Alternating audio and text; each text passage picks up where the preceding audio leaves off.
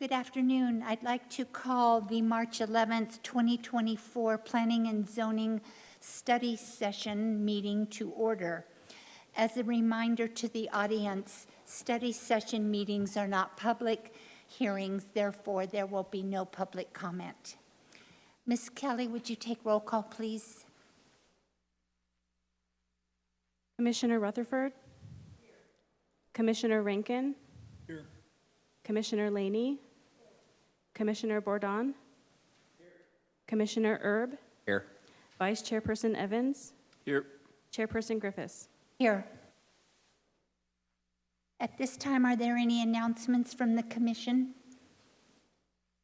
Thank you. Item 4, discussion items only. I don't see our director. Can we start with agenda item 4B? Okay. Planner updates. Good evening, commissioners and chairperson and vice chair. I appreciate being Phone here. on, Roxanne. Can you hear me? There you go. Okay, good. Okay, so basically, I have a PowerPoint, and then I've provided you with some handouts, which, again, you're not going to be tested on. And I have been tasked with looking at development services fees and sort of comparing them with the City of Prescott, the City of Chino, and Yavapai County, because our fees have some gaps in them. You might be able to see that just looking quickly through there. We don't have fees on annexation, things like that. And just to let you know, at the very end of any of us internally looking at fees will come to you for your recommendation to the town council.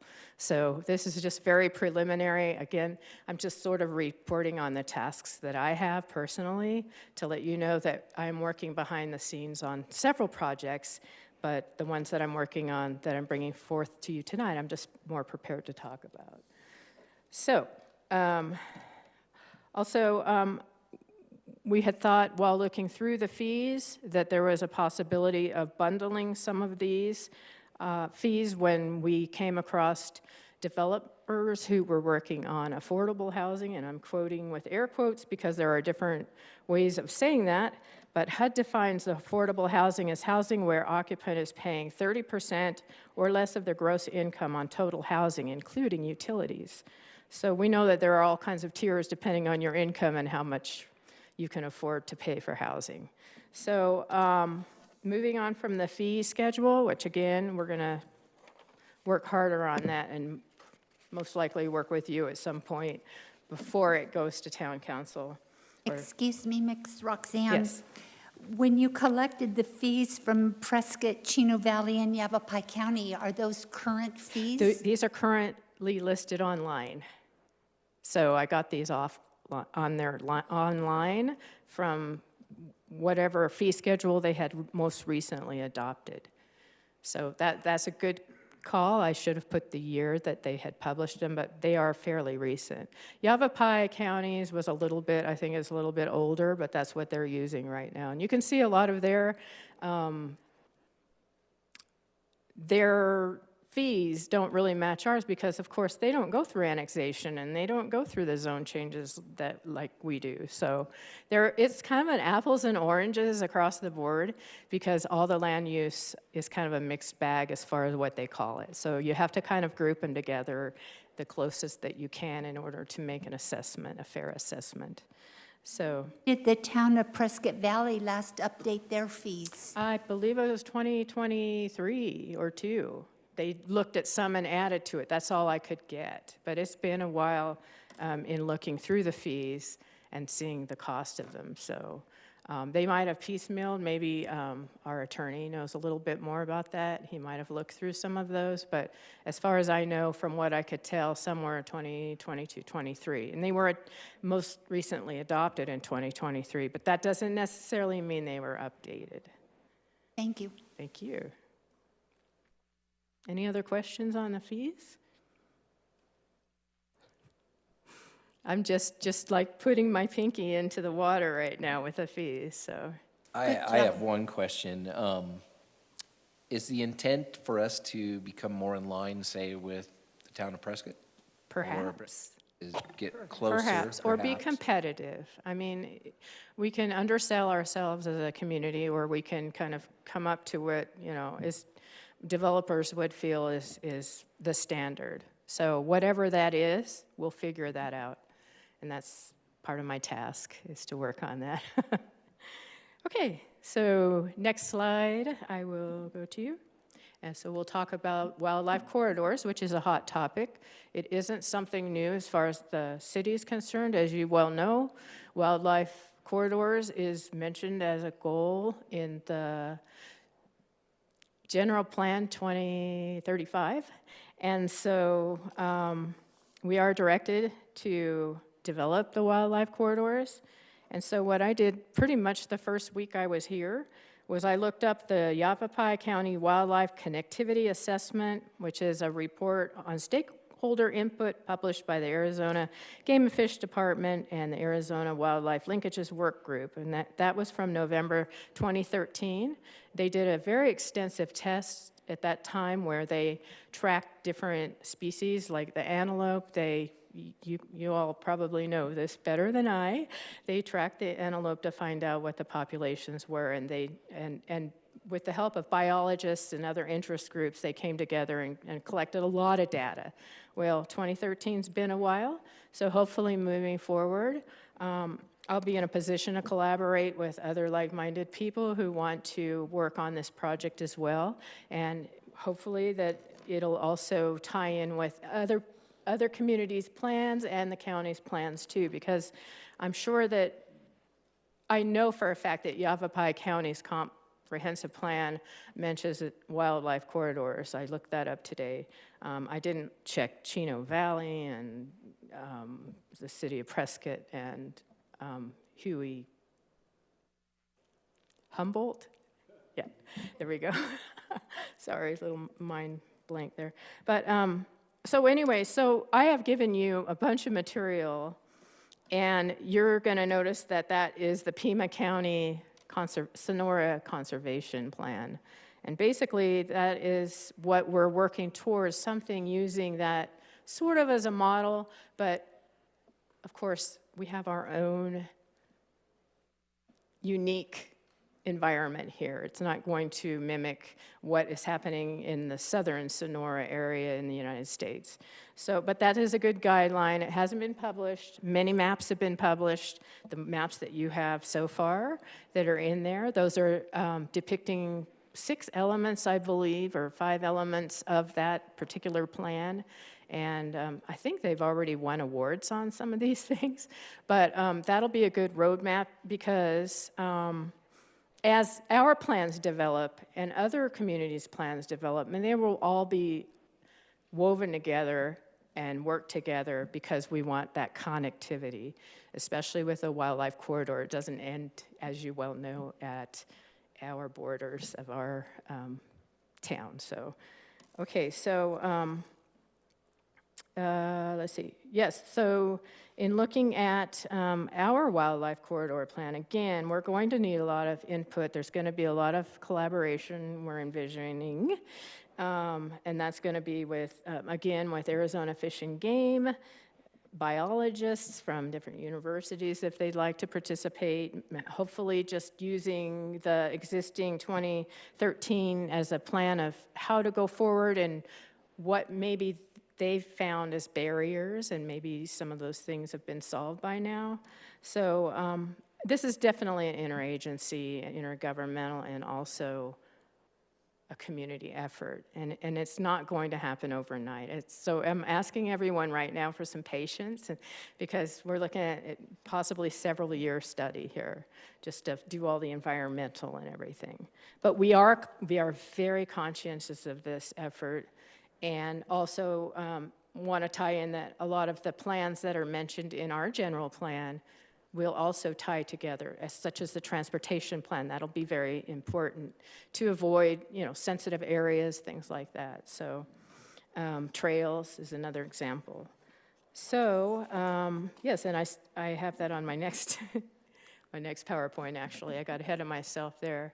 So there you have it. The end product we're hoping will expand on the Sonoran Desert Conservation Plan, as we are the northern area for the Sonoran Desert. And hopefully we can be a big contributor and have our ideas in place as the community as a whole gets together, including the county, and create their plans. And then we just keep updating those as our plans are updated as they go along. And, we'll also be working towards developing some really solid connections with the other communities and agencies and things like that. So I think that's all I have to say on wildlife corridors. Then, yes?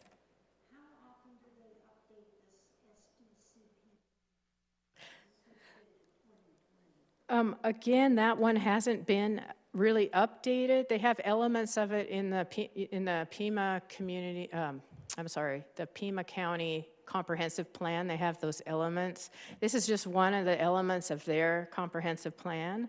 And honestly, I have looked everywhere, and then I found somewhere in one of the interest groups that said this plan has not been published. So it has yet to be published, and once it does, believe me, I'm going to try to get the first copy that I can definitely download because I would like to have some sort of, it's always good to collect information in your research for some sort of a guide going forward in what you would like to see,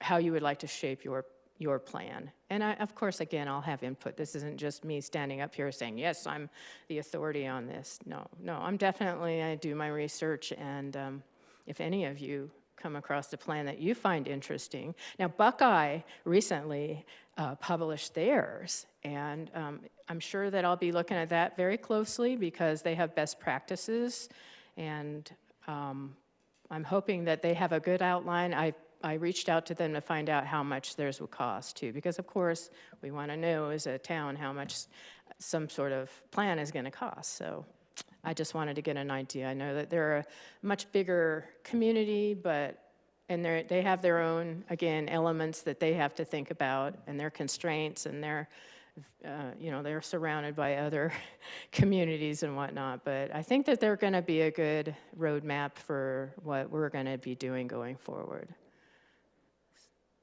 Any other questions? Questions? One, I just think it's a really good idea of what you're doing, so it's a nice way to kind of establish ideas of corridors, or at least identifying them, so that when people come in to develop, you'll be able to say, hey, you need to address this corridor. And I think that's what that 2013 plan was a start of. So I think taking examples, you don't have to recreate the wheel. Taking examples like you're doing is a good idea. The real point I was going to make, though, is I think there's funding out there for you. So Game and Fish and all, start seeing how much it is, you might also have I have a lot to go on. their fair share, or at least what Yes. they want to. So thanks Yes. very much. Thank you. And the American Planning Association also has some quick notes on things like that as well, so. Roxanne, I applaud you on Thank this you. fine effort that you've put together. It's something that's been desperately needed, and good on you for making this happen. I was going to ask what your vision was of when you thought you might see a finalized product, and you mentioned several years. Yes. So we're I all think that, behind you. Yes, so hang on. Don't go anywhere, yep. I'm sure that for future agenda items, when it's appropriate, that you do reach out to Fish and Game and ask them for their input. That's something very Absolutely. important for the commission. Absolutely, because the bundle of sticks. We all have to work together on a really good final product for each of our communities. And there wouldn't be any point in duplicating our efforts if we can just communicate with each other, share, collaborate that, and then go forward with our own community plan, but tie in with theirs, so. Good job. Do we Thank know you. if neighboring communities have a similar priority for these? Because That's a good question. if an antelope, is meandering through Prescott Valley, gets Right. to Dewey Humboldt and says, oh, shoot, fence, so it's going to be difficult, I'm sure, to coordinate priorities among the surrounding communities. To have Exactly. something. And monies as well. Yeah, absolutely, that is something that I'll be looking into. Most of the time that we've been here, John will be up next with his slides. We've been onboarding, so we can't learn fast enough. But anyway, thank you for listening to my presentation tonight. I appreciate you. Thank you.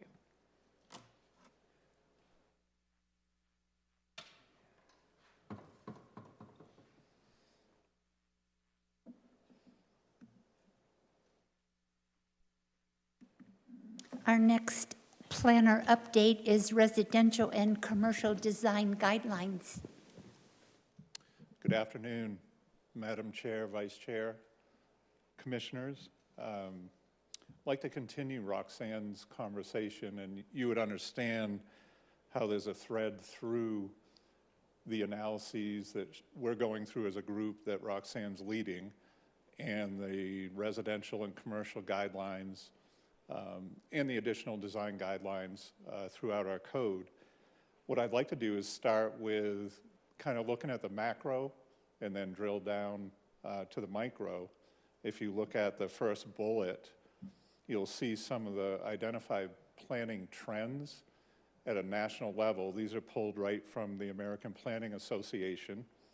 If we consider, and none of these will be a surprise to you, I don't believe, but I think it reinforces a lot of the conversations that we've had at recent meetings and outside of meetings, and absolutely, as you'd imagine, in our group at Development Services. So I'll start with, climate impacts and mitigation. And what I'm looking at here is, what are the primary considerations that we need to be mindful of when we're looking at our design guidelines? And that's really the concept that I'd like to get across today. So if we look at climate impacts, housing, there's a lot of discussion about attainable housing, senior housing. I mean, there are a lot of categories of housing that we're looking at. Political polarization. I found that interesting that the National Society identified that as one of their top 3 areas of focus. And I think a lot of us can relate to that. I think it's important that people be as vocal as possible. I think what the Planning Association identifies is just to really contain the approach and make sure there's a really acceptable level of professionalism, no matter what side of any issue that we're on. So I think that's the primary reason that they've identified political polarization as a high priority to look at and consider as we move ahead in development.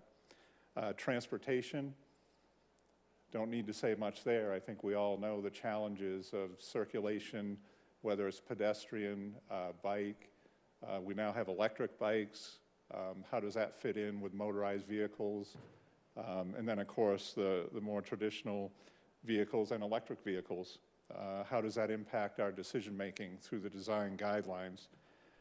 So what I did is I added, a couple of additional that are specific to our area. So while those overarching considerations are important, we have our local challenges and opportunities that we look at. So additional thoughts are water management we're looking at. How does that impact our design guideline decisions? Wildlife corridors that you just heard from Roxanne and had a little conversation about. We've identified that as a high priority. How does that frame our development decision-making and our code and our design guidelines? How do we direct developers to appropriate zones? And even within zones, how do we communicate to potential development the importance of maintaining these corridors, as well as environmental impact and associated impacts? So we're looking at those things. I handed out one couple of sheets here that I stapled together that'll serve a couple of functions. One is, this content is real-time tracking of the state legislation and bills that have been brought to the state and that are pending. So this serves a couple of things, not only to give us real-time tracking, but an example. We use this type of format on a lot of tracking we do, whether it's types of permits, whether it's types of housing, a lot of the elements that I've already mentioned. So this is a good example. So I'll run through this just quickly. I won't get into the details, but just how this is laid out so that we and you know, at a snapshot can really get a quick look at, especially legislation. I mean, I know I can go down a rabbit hole and get lost in, you know, one bill, and at the end of it wonder what I just read 3 times and what's the point. So that's really the purpose of this.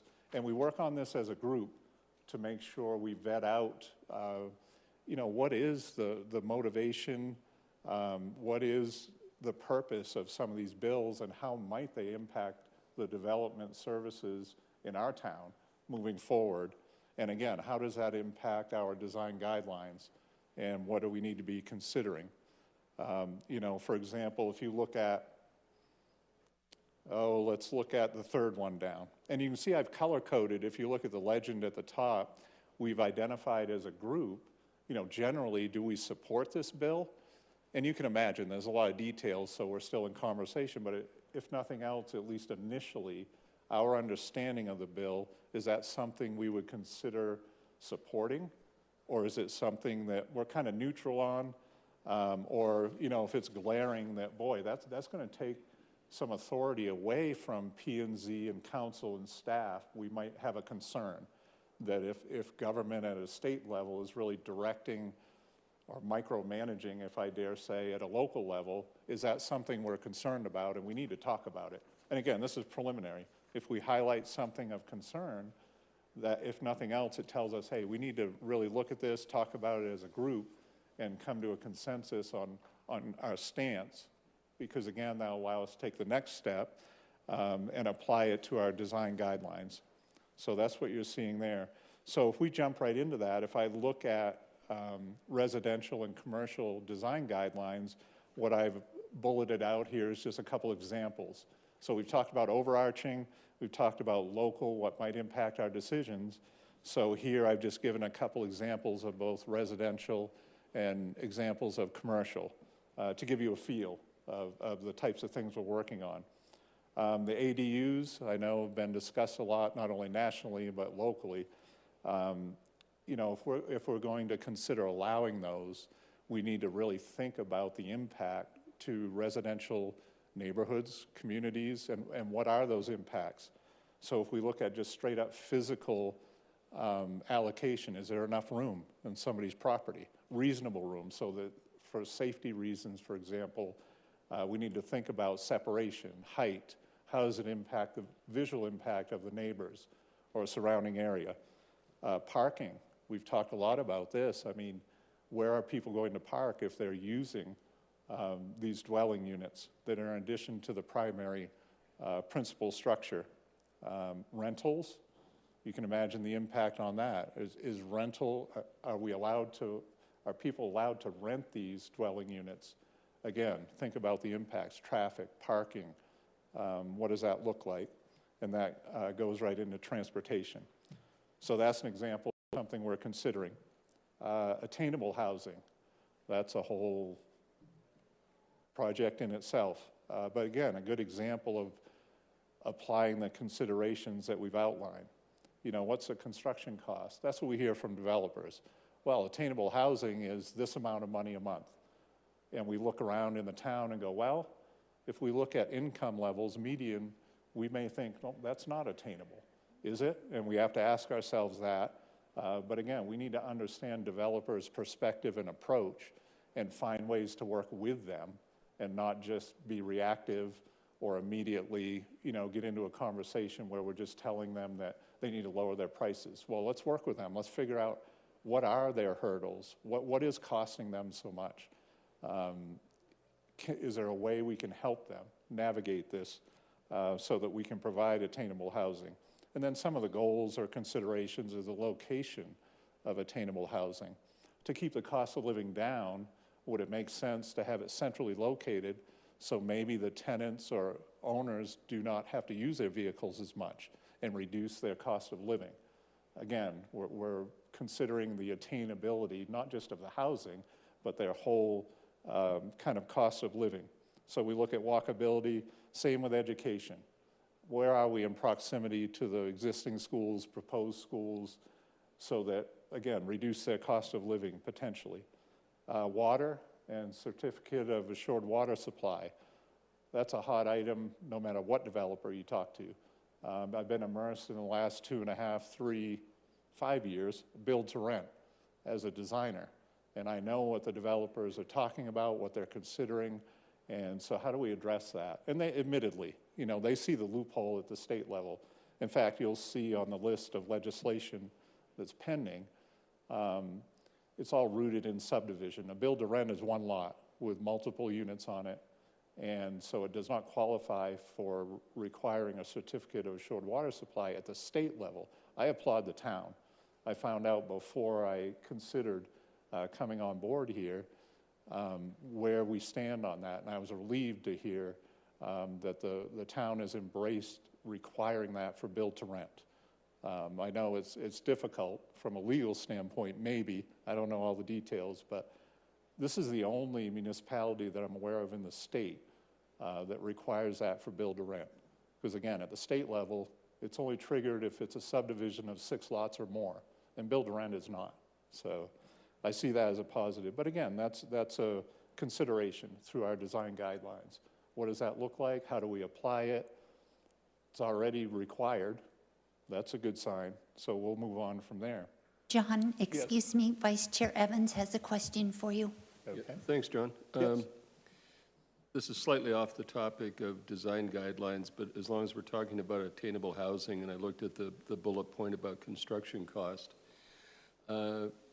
construction cost might help in justifying a slightly lower rent, but it really is not going to be all that important in determining the attainability of a particular development unless you've got some constraint on the pricing side, the rent side, because all a low construction cost is going to allow a developer to do is have a higher margin in a time of, you know, constrained supply or higher rents. And unfortunately, the more I look at attainable housing, you know, very unfortunately, I think the only way to really attain it is through some legislation and subsidy. Private developers actually shouldn't do it because they've got to be loyal to their capital, and giving people a $300 rent cut because of their economic status is not the province of the developer. Anyway, thank you. I'm kind of taking too much time. No, that's great, and I agree with you. Having worked with developers for decades, and possibly that's just a point of conversation to get in the conversation about what their priorities are and mandate, as you say. Really, that is just to try to head off their response, and I agree with you, it's not valid. Because that's one of the first things we'll hear from developers. If you ask them to lower, the first thing they're going to say is construction costs, and I agree with you. We need to educate ourselves so that we can respond appropriately and say, well, here are the construction costs that we've tracked with our tracking method, and we're seeing them trending down, and it's this much, and really be, you know, educated in that conversation. I agree with you, and I think that's entirely possible.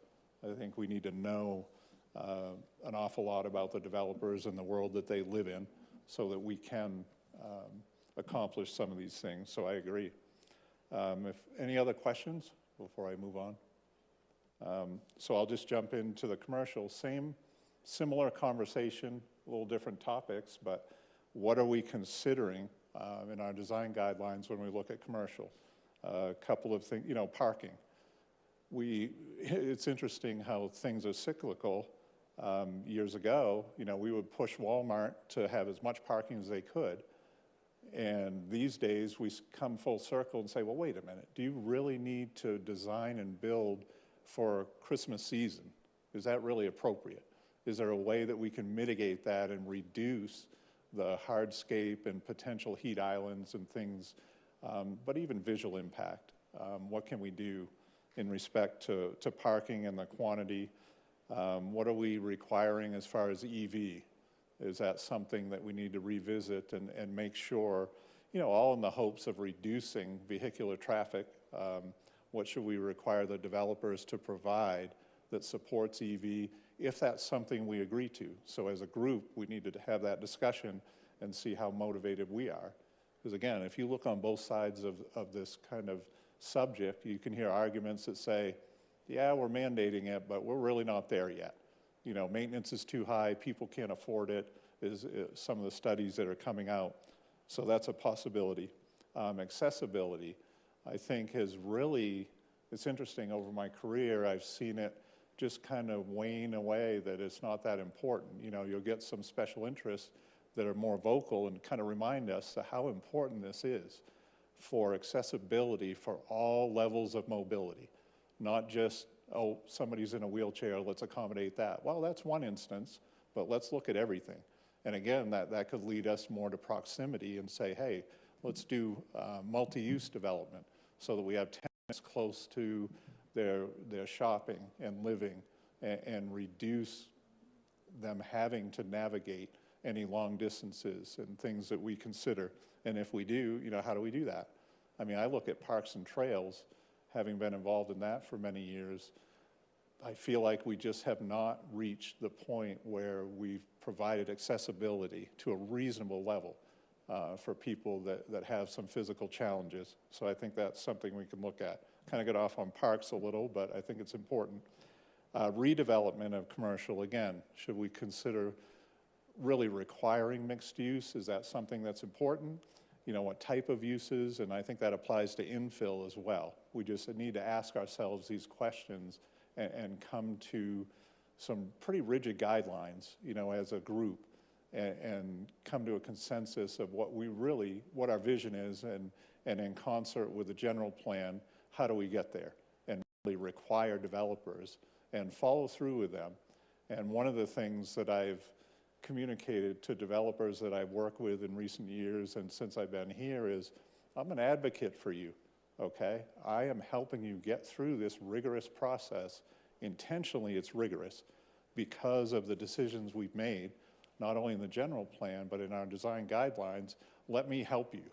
I know your world. I've been there for 3 decades. Yes, we require these stringent parts of your project. Well, let me help you with that. And I can help you navigate it. I can help you come up with solutions that you may not know about to satisfy our requirements. And a lot of that's not just born out of my experience. I have a lot to learn, but collectively, we talk about these issues and come to an agreement of, okay, this is the message we're sending to the developers, whatever it is. We've got these wildlife corridors. Well, can't we just? No. This is established. It's in our general plan at some point. This is our wildlife corridors established. Here's the mapping for it. Now we're starting to do what we talk about so much, you know, the Ian McHarg approach. It's all overlays. You take a raw piece of land, you go, whoop, there's wetlands here, there's wildlife corridors here, you overlay it all, and you look at it and you go, your building envelope is here.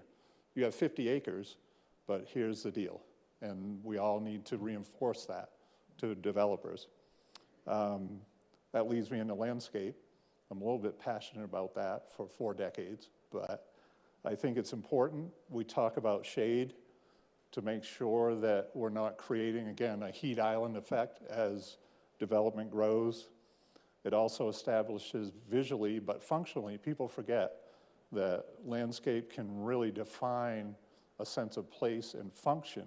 Not just visually, it looks good, provides shade, but we can direct people, whether they're on foot or in vehicles, on where to go and visual cues on how to get places. So I think that's really important. And you can imagine low water use. And then LID is low impact design. One of the things that other municipalities have done, and I've been required to do as a designer, is follow those guides. An example that most people can recognize maybe is a median in a street. So you go down Glassford Hill Road, and those medians, you depress those.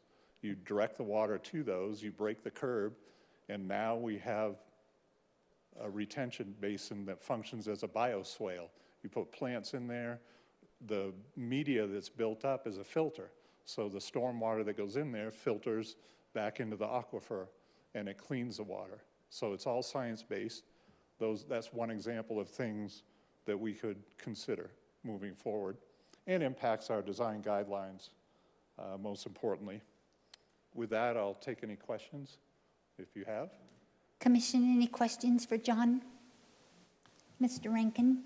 I just have one, is in what you're doing and what you've laid out here, is there anything specific that we're doing as a town and as staff looking at how rental units compared to new home construction are affecting what you're doing?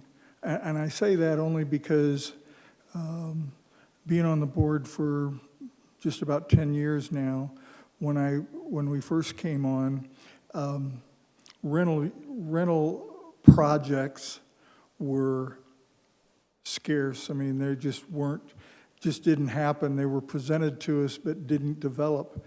Now it seems like easily 90% of what becomes in front of the board are rental projects. And does what you're presenting to us here, how does the change, how does that change things as a town and as a staff in what you're looking at? Well, I think the simple answer is the obvious, that density and the population growth, right, with each project is accelerated because it is high density. We're looking at similar considerations. As far as tracking the quantity, if that's one part of your question, my understanding, the limited time I've been with the town, recent month or so, we're working closely with neighborhood services with the town, which is restructuring, and Stephanie's heading that up, and so she's really plugged into the housing, per capita and how those things work. So part of our effort is that, to track parallel with neighborhood services and rentals and more traditional homes, to look at that quantity, and working with our public works, our transportation engineers, so that they're looking at the traffic impacts. Again, high density will drive that, and we really need to be mindful of the impacts of that population growth per project, because it is higher and higher density. But I think overall, we're, from a construction or development standpoint, if we look at that just with our blinders on, a lot of the same considerations apply that we've talked about today, right? But there are some unique things that we're looking at. And we're also defining those things.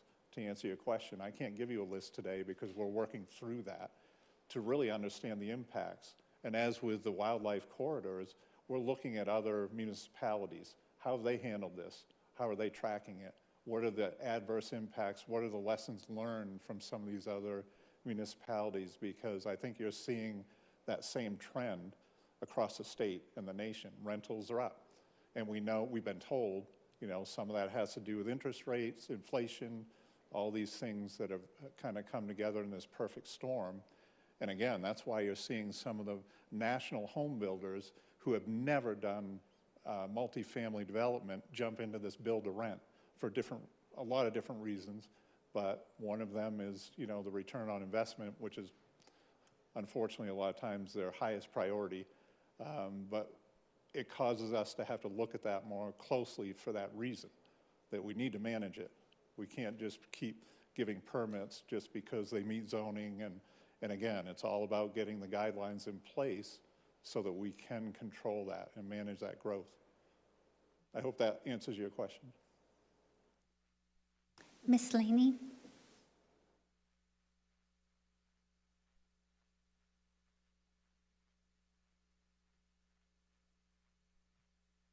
With mechanical things. I have a very basic question. We've been talking about multifamily units, and we have a few in our study packet. And I want to know, what is the formula you use to determine how many parking spaces will be allowed per unit? Because most of the ones around here, they have allocated parking, but they're also parked all over the streets. So Right. what do you use for a formula? I don't have that committed to memory. It's just in our code. Right. Oh, it's definitely in the code. I just don't have it committed to memory. But I see what you're seeing. And you know, if you don't know, I'll tell you that we're focused on that. That's why it's one of the things we wanted to mention today. We're looking at parking holistically. But I see the same thing you do. You know, the on-street parking is a real concern that we have. And that's why we pointed out with the potential ADUs coming online. It'll just add to that condition if we're not careful. I have the accessible space requirements committed to memory, but I don't have all the parking requirements. Well, and I also noticed, and you brought up the issue about people who are handicapped and they're not able to take full advantage of some of our recreation. Right. And I'm thinking that maybe the handicap parking spaces that we're allocating in shopping centers, in apartments, et cetera, maybe that number should get a little bit higher. Right now, we're using the national minimum requirements, which is typical of any municipality I've worked with as a consultant. But definitely, we have the authority to increase that if we agree to it, you know, as a group. That is an option, definitely. I'm sitting here saying this, obviously, because it affects me. Well, you know, in addition to that, you do know the trend, you know, with baby boomers. Right. That's a real statistic that we need to pay attention to. Definitely. Good point. John, I do have a comment, please. Under landscaping, with a lot of our local developers, I've not seen this challenge because they use local landscape architects. But when we have out-of-area come in, their plant palettes are all over the board, and they recommend plants that can't even grow in our hardiness zone and are difficult to obtain and achieve. So we really need to keep our eyes on that. I And I'm agree. sure you agree. Definitely. And you do know, in our code, it's very strict plant list. In conversations, the only time that I've kind of opened it up a little is if there's an availability issue. So it's really a case by case. But even then, I require that they adhere to what's known as the Prescott AMA plant list, if you're familiar with that. That's actually even a little broader than our town plant list. But I agree with you. It's shocking to me that that happens because any professional, I mean, I've worked all over the country in different places, and how you can propose a plant palette that doesn't meet what you're describing, you know, the hardiness zone and any local requirements, to me is absurd. I mean, I don't know how that even happens. But I think that speaks of some of the consultants, unfortunately. You know, that may cause us to look a lot closer at a lot of other elements as part of that project, if that's happening, because there's really no excuse for it. Correct. Thank you. And I appreciate this report that you have put together. Do you see this legislation tracking sheet coming out monthly, weekly, every 6 months? What are your visions for an update to keep us involved? We have not set milestones for the reasons you'd expect. We're not able to control, you know, the workflow on the legislation side. One of the cues we take is from the towns and cities, the League of Towns and Cities, because they track it. There's also a consultant that the town has. So I'm responsible for keeping up to date with them so that when I get some updates periodically, I'll update this and circulate it as I've done. But right now it's been running every couple of months, just generally to answer your question, every other month. And we can certainly, again, this is a work in progress, so we can certainly do some more digging and see if it makes sense to do it more often or less often, but that's where we are right now, about every other month. I appreciate that, and if somehow I could be involved with those conversations, this is very valuable. And if we need to bring in some of our developers and other folks that can reach out and sign in online to make comment, because some of this legislation should be stopped. I agree. Agreed. But good job. Thank you. Any other questions? I have a couple comments I would just like to make, not necessarily questions, but reading this, I commend you and I commend the town because I see a lot of things on here that I find surprising in this day and age that we're just now considering or addressing. Having come from two fairly large municipalities in another state, I dealt with a number of these things working in land use and development services. So I'd very much like to be involved if and where we can as individuals, the Planning and Zoning Committee, to assist in any of these areas. There's a lot of ideas I could see where we could expand on a number of these things, from ADUs and what they're allowed for, accessory dwelling units. Traffic, transportation is obviously a huge issue in this city, and as we've heard in a couple of the meetings I've seen in my first Planning and Zoning Community meeting, a few weeks ago, it's certainly a big concern of the public, transportation and traffic, of course. And relative to the commercial stuff, I don't know the environment well enough to know the answer to this. I'm sure there is one. What I find surprising, and I don't know if this is something relative to just the landscape and topography that we live in, but having come from areas where maybe heat wasn't quite the issue, but certainly, blacktopping over everything was. And a way to alleviate that was providing parking underground. So I don't know if that's just not something that can be done in this kind of an environment. Not really, having not done development in the desert, it's new to me. But that is a way in communities I worked in that we alleviated some of that.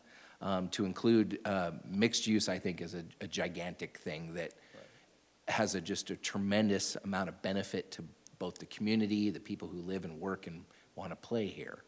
And mixed use occupancy, in my opinion, is the way that's done. So thank you very much for the presentation and the information here. But very, very interested to hear more and want to be involved as much and when I can. So. And as you expect, there's a lot more to come. This is Oh, tip of the iceberg. Tip of the iceberg, definitely. Even this, this list looks, short. Yeah. But you could take each one of you these could topics. take one of those topics and it would consume you for a long amount of time, so. One question I do have on the ADUs, if somebody can answer this, for accessory dwelling units, allowed or not allowed, or like I said, I've worked in jurisdictions where there were certainly parameters built in on where those were allowed, but like you had said earlier, based on lot sizes and those sort of things. I know one of the things, because it dovetails into a lot of other things, street parking and available parking spaces and those sort of things.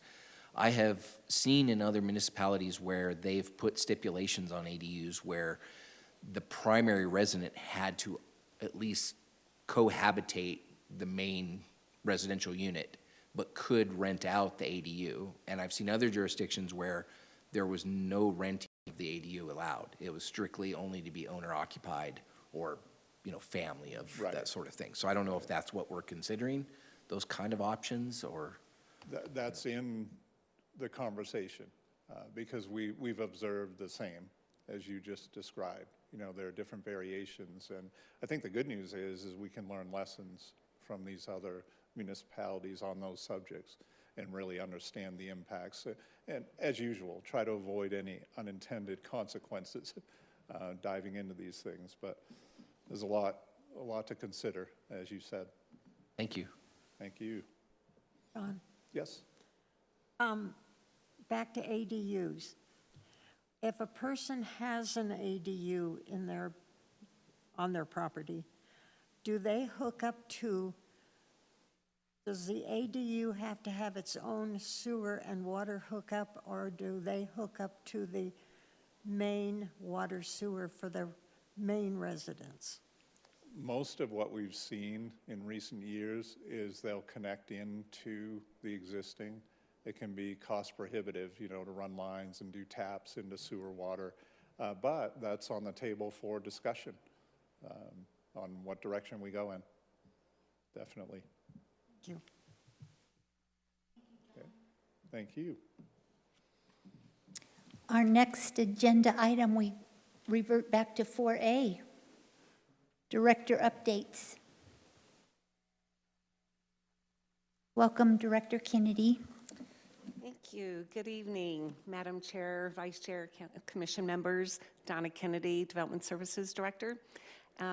Great discussions with my planners here on the 2 items, and it's ironic that you took me out of order from the agenda when we're going to be discussing the agenda changes here tonight.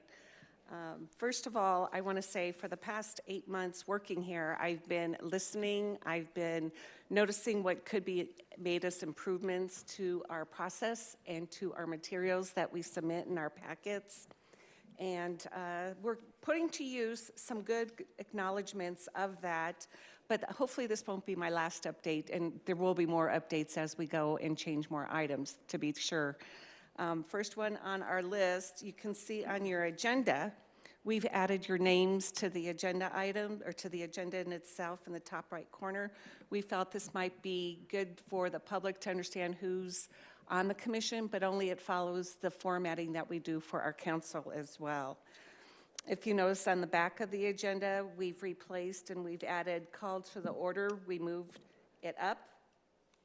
I'm sorry, I have to put my glasses on here.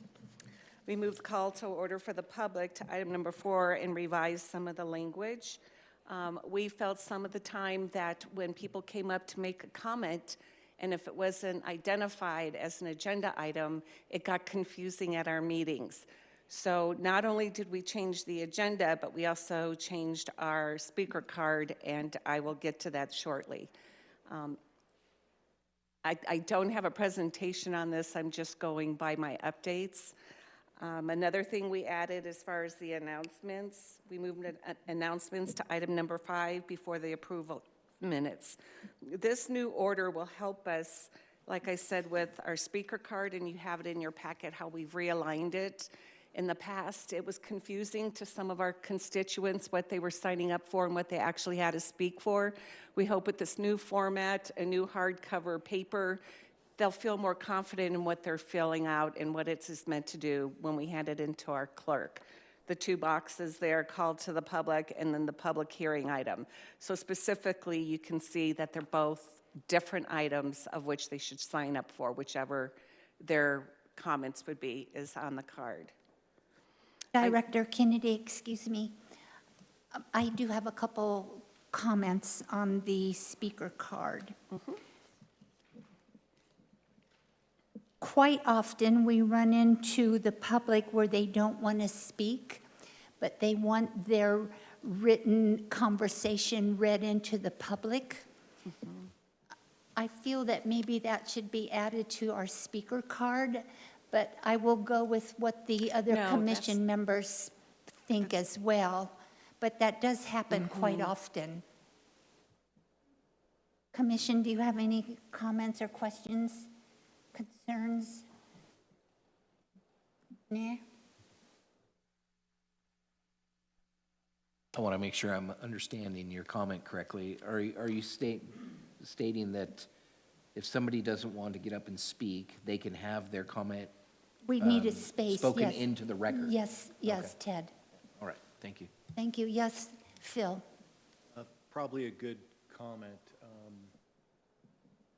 because you can reduce the amount of time people have to, you know, come up, but yet gets their comments written into the record. And there, I've found that there's a lot of people that, they really just want their voice heard. They don't want to get up. They have the ability to write it down. So that is a good comment from the chairman.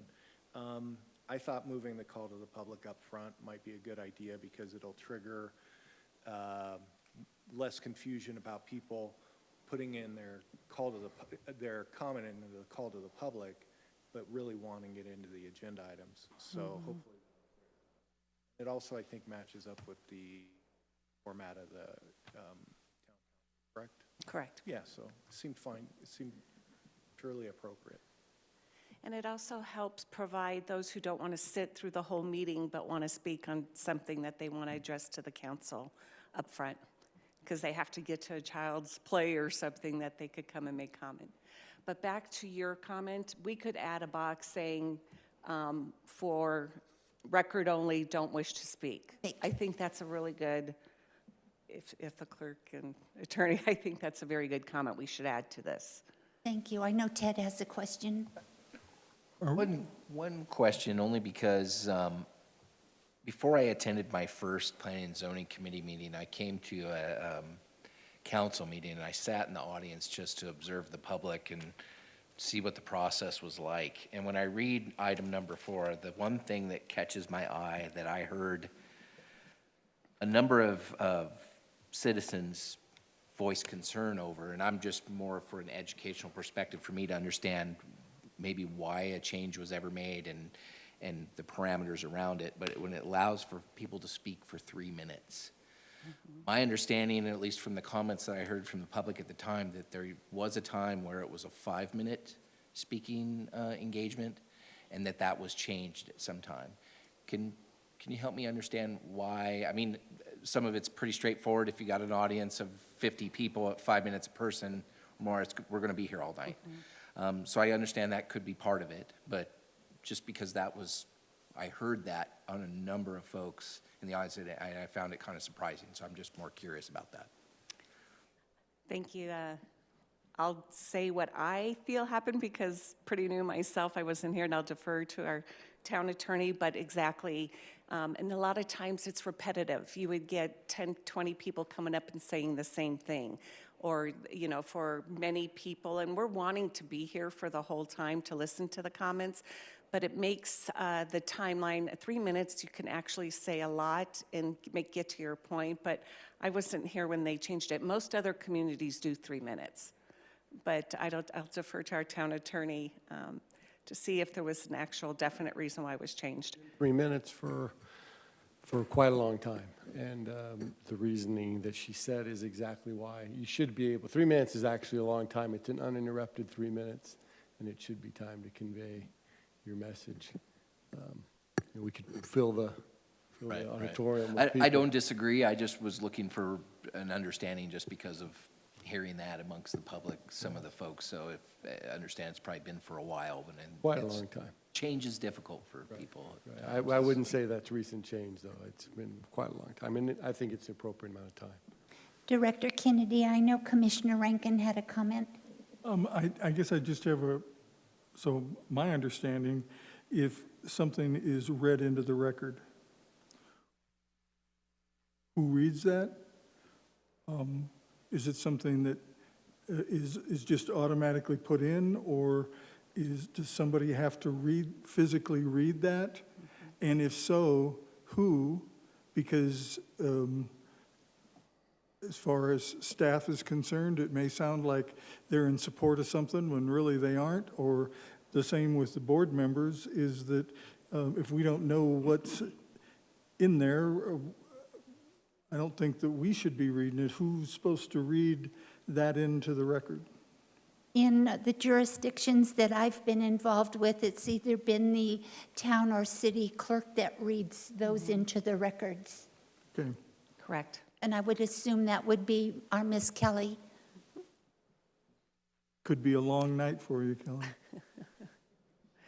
Madam Chair, it would be read into the record by the clerk as she gets the cards. So you'll notice when she goes through all the cards, that's when she'll say this one is to the applicant or the speaker does not wish to speak. It's for the record, and then she'll read it.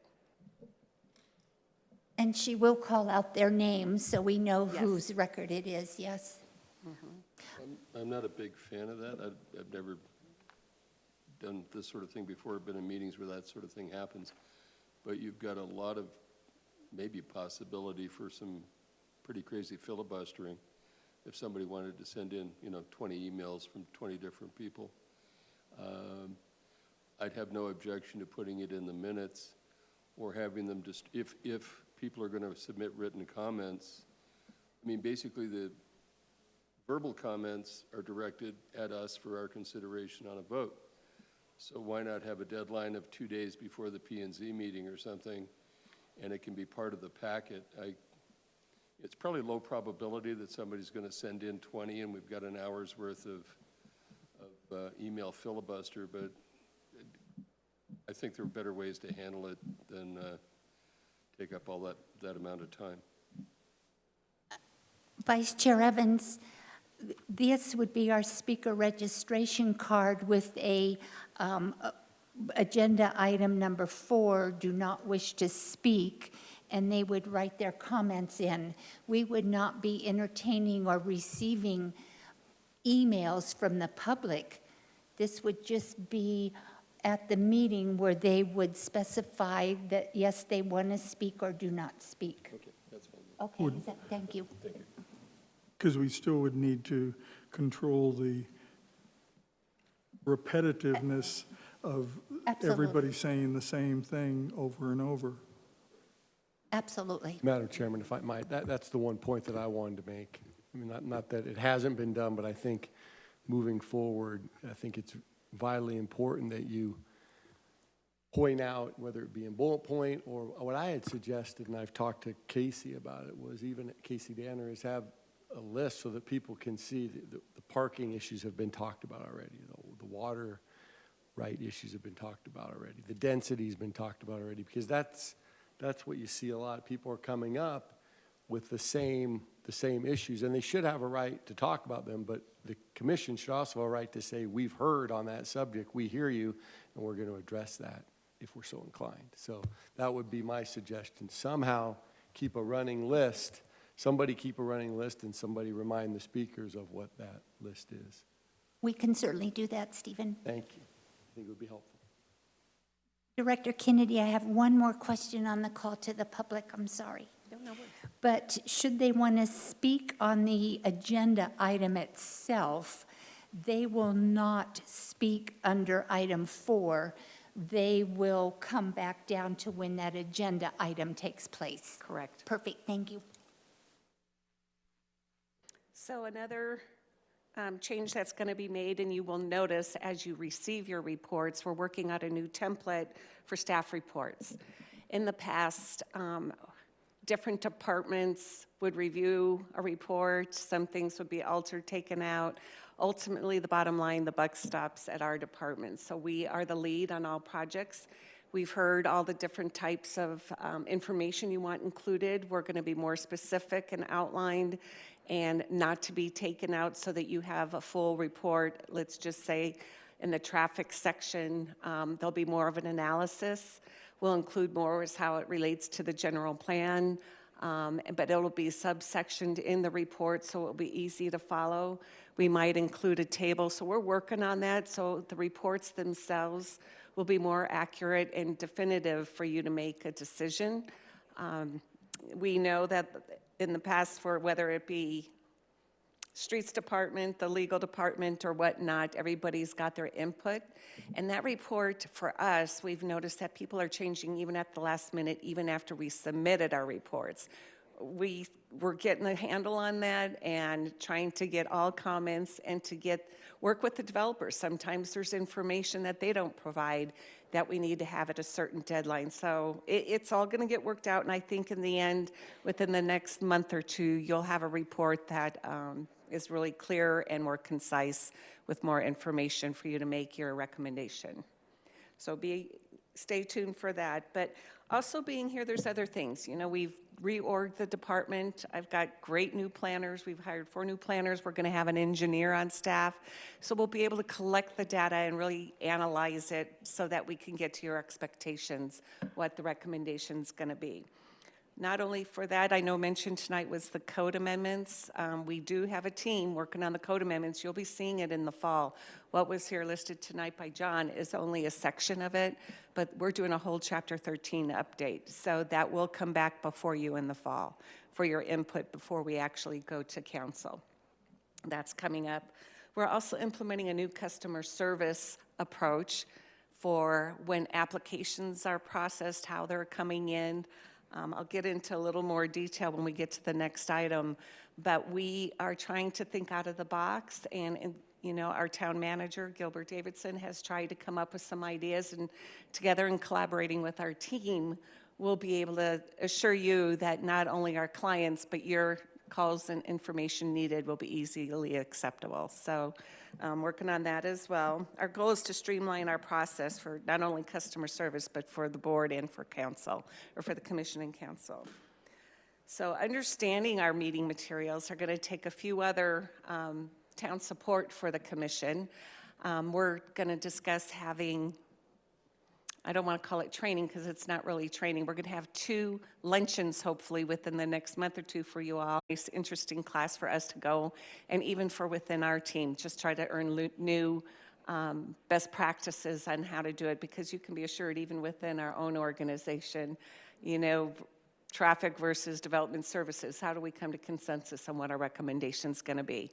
So we look forward to that. And a second item would be what I've practiced in other communities and has been well received, is to get you all to come in. We're going to propose like a charrette.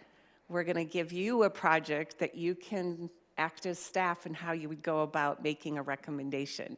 Of course, there'll be more instructions at the meeting, but it's really a fun event for us to get together and to learn how you look at things, how we look at things, and how maybe we might have some good ideas and the outcome of this, and how there might be more changes to how we view things and how our code operates, and if there's any other additional changes that may need to happen. So in the next month, we think April, I think, Chairman, that we were going to go ahead and have that luncheon or go through some certain hours that's most available for all of you. So look out for an email. I'm going to get dates from our HR director. I'll put it out, an email out to all of you so you can sign up and tell me what works best for all of you. And my last thing is, and it's also for meeting materials, how it's going to relate, is, you know, we don't have a meeting next month either, so we're going to go ahead and do another study session. This study session, the packet materials will be on Lakeshore 650. We're going to go ahead and give you where we're at and get your feedback before we bring it through public hearings. So I will be the one presenting the project. It's got some great qualities to it, but certainly your feedback, this will give us an opportunity so that when we do come for the public hearing, you'll see how we can address it, or, you know, what the scenario may be. But it's not all rushed, that you'll have some more heads up on what the project's going to be, because it is a master plan community that we really haven't done in quite some time. And so to have us all together here at your study session will help us navigate through the process. So again, it'll be an item where it's a study session. It'll be the public hearing following that will take comments from the public. So, well, no, we don't have a meeting that night, but for the next public hearing. So we're looking forward to that, and happy to take any questions on the materials or the processes of what our department does. If you have any other comments or questions, happy to address those. Commission, any questions for Director Kennedy? Regarding the IPR materials, yeah, I just had one, and it was, I believe, the racetrack. Oh, yeah, I'm going to present that next. Okay. I think that's... You were not presenting them all of a sudden. I was like, okay, so, yeah, I'll wait until you go through them. Thank you. So next month, when we have our study session, and coming before us is going to be the package of Lakeshore 650. Will that be the full developer package that he was required to submit, and we're going to get that? Or are you going to give us bits and pieces of that package? Madam Chair, it'll be more. It'll be more than the application. We'll get into more details and cover certain elements of it.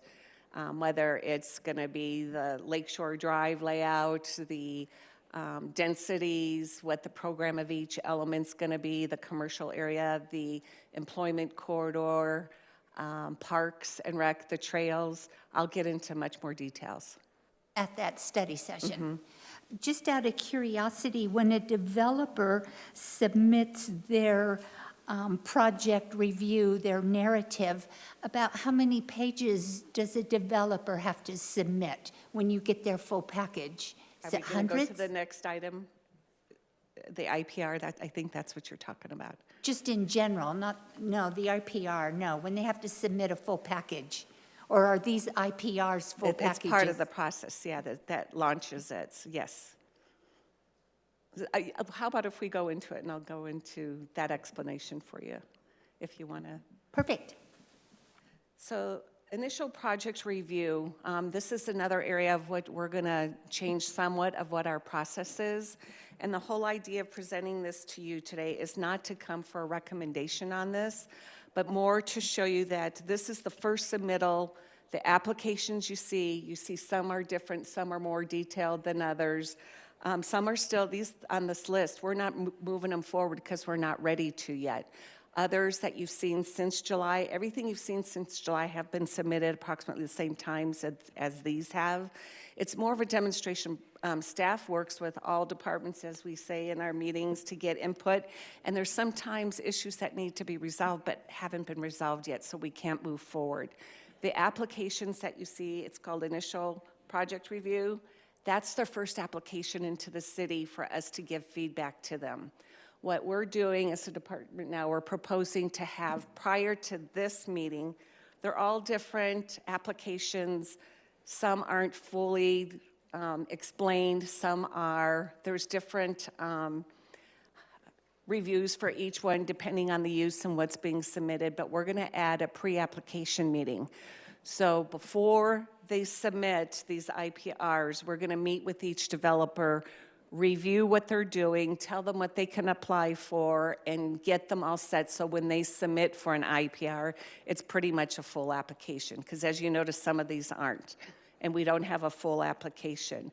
Here today, we're not here to give a recommendation. This is also to give you an update as to what's still out there. Many of you may know because our council on their council page puts every month in their council update report. It's online what we give them. We give council what's been submitted to us.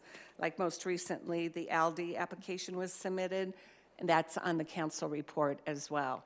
But you will see once we get everything finalized, because even from what was submitted here till today, the project doesn't look like what they've submitted because it's gone through traffic, transit, public works, utilities. Things have to change. Site plans have to be reevaluated in order to meet our drainage, for example, or densities aren't allowed, so we have to have them revise it. So things do change, but this is one part of our process. I didn't know if you were familiar with the term of the IPR for its initial project review. And after they submit, it schedules a meeting, and we have other disciplinaries at the meeting. We have ADOT there, we have our fire there, we have police, and then every department with the city analyzing the plan for it to give feedback to the developer. The developer then goes and finalizes their feedback and comes for an official submittal and pays the fees. So this is just very preliminary, but I wanted to let you know as a heads up what IPR means. These are people interested in coming into our town. They want to hear from us what they can do for densities. They want to hear what our commercial design guidelines are so they could go back and finish designing their project. Or if they're already done, most projects are sophisticated. They're pretty close to a submittal. They might just need minor tweaking. So it's for demonstration, you see submittal dates on here from back in July, and we still haven't processed them. So just to let you know, it's still on our radar, but we're not ready to submit anything, bring it to you for the public yet because they're not ready. Is Dave Ground's deal at Kachina and 69 still alive? I had heard months ago that it had been pulled. Yeah, it's been pulled unless something, last we tried to work that one, we had some incentives. He was really good to work with us on trying to get something out there, but our code hadn't been revised yet, and incentives, et cetera, so we just couldn't pencil it with them. The observatory never got to an IPR stage? Mm-mm. Okay, thank you. Very good questions, thank you, yeah. Thanks.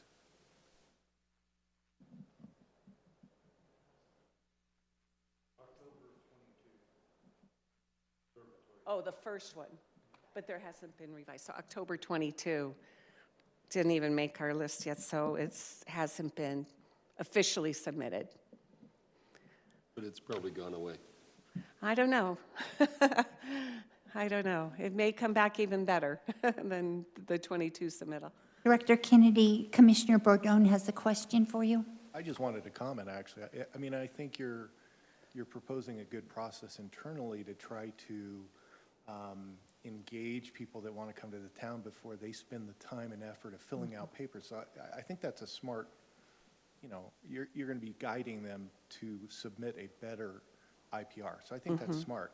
And then the next step, of course, the IPR is just an application, and that really is the kicking off point where you're telling them maybe some internal comments, but there's a tremendous amount of information beyond this. But, Oh, correct. But I just wanted to comment. I guess I didn't realize you didn't at the town do pre-application meetings, and that is a very smart move. It'll save you a lot of time engaging people early on. It'll be more productive for you later when they submit, because you'll already have told them things that hopefully has led them, you know, or guided them to make changes in their submittal to be more. Thank you. Thank you. We believe that everybody has, the more information they have, the more it is for us, and then the more information we can provide to you. It's more quality projects. How often are you planning on holding your pre-application meetings? As developers call in the past, we could tell them on the phone what we needed. Everything has to be scheduled as an appointment in person according to what information they need, you know, depending on the interest in the town. I can't prescribe I'm going to have 2 meetings next week because I don't have anybody looking to do it yet. As soon as they call in and want to schedule it, it's open for scheduling. And then you gather and huddle, police, fire, ADOT, whatever, everybody comes. Perfect. That'll be at the IPR stage. The initial one is for us to give them clear direction on what expectations are for all our departments to review. And our first blush, like let's just say it's a zoning question. They want to do a certain residential district, but they're trying to put residential in an industrial area. That's time for us to tell them, no, sorry, we're not going to accept that application, and they know not to spend the money to do that. So some people don't really know what our general plan is. Some people don't understand how to read our code and zoning. We will have the planners and maybe another additional staff we're looking at to try to educate, here's the best way to do it, because we are getting developers coming, they're going to town to fish to see what they could develop and to see who's got the easiest guidelines, who could do what are the fees, and that will be the point for they'll have questions and we'll tell them. So it saves a lot of time. Will we regularly be updated with this IPR report? I find it very valuable, and it would be nice to have it on some kind of a recurring basis, whatever. Do you like the way we've scheduled it on here so you could see what it is? Yeah, that's very handy. Okay. Yes, definitely, we could do that, for sure.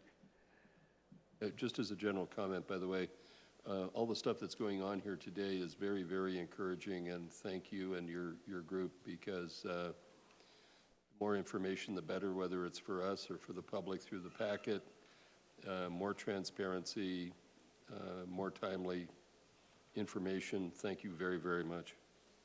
Yeah, Madam Chair Griffiths, Vice Chair, it comes to us, the more knowledge, and what we all see is we know what we're doing, but we need to tell a better story and to help you. So we're at that point now that we've got more planners to help and maybe help you.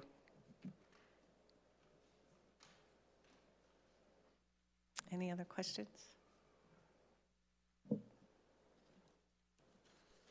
Okay, that concludes. Going to go through some of the other IPRs individually, or you feel that you've addressed the whole umbrella?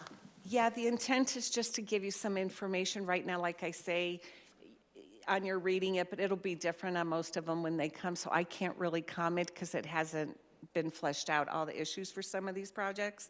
So they're not really public hearing items at this point. It's more just to show you what we first got, and then you'll see what we get. It's for you to then see when we come present it. You'll be able to contrast and compare what we did or didn't do, let's put it that way. So we just are indicating to you, here's on our list of projects we just don't feel ready to move forward. I applaud you in your hard work and bringing a lot of this material forward for us. I know that some of the commissioners, we've been wanting more, but we didn't know how to get it, and I just think this is a great venue and a good change you're doing for us. So thank you, Director Kennedy, and your planners. You're welcome. Questions, comments from the commission?